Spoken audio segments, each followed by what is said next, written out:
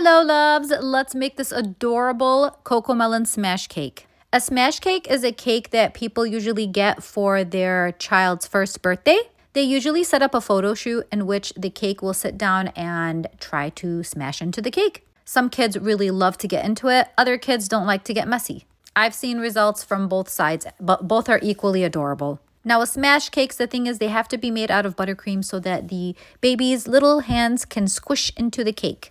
It is very hard to make a specific cake like this in buttercream and make it look nice. So you saw me first ice it in green, and I put it back in the freezer after I iced it, and I smoothed it out with that ruler.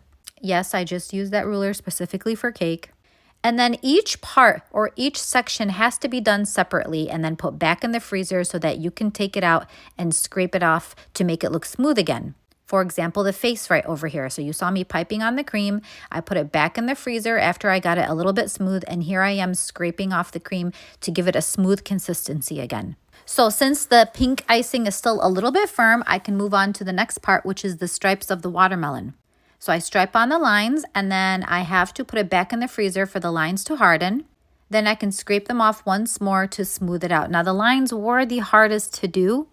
I went back after I took it out from the freezer and had to kind of straighten them all out with a credit card. Actually, I think it's an old Bath & Body Works card. It's also another thing that I use strictly for cake. I cut it up, I washed it, and I use it for the sole purpose of this. You guys will see what I mean in a minute, but here I am trying very carefully to make straight, even watermelon lines. This is where fondant is a lot easier and why some people would prefer to use fondant, because I can just cut the strips out and lay them on the cake.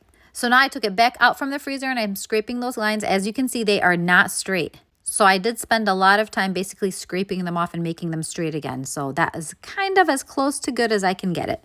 And now to make that little top part of the watermelon, icing it up, smoothing it, putting it back in the freezer, taking it back out and scraping it off to make it look like it's nice and smooth again. So it is a very tedious process when I'm making these types of cakes. Onto the face. So I'm putting on the face. I'm going to smooth it out, put it back in the freezer, scrape it off, and make it look smooth. So even though this is a small cake and it's just cake and buttercream, it did take a long time to make, but worth it in the end.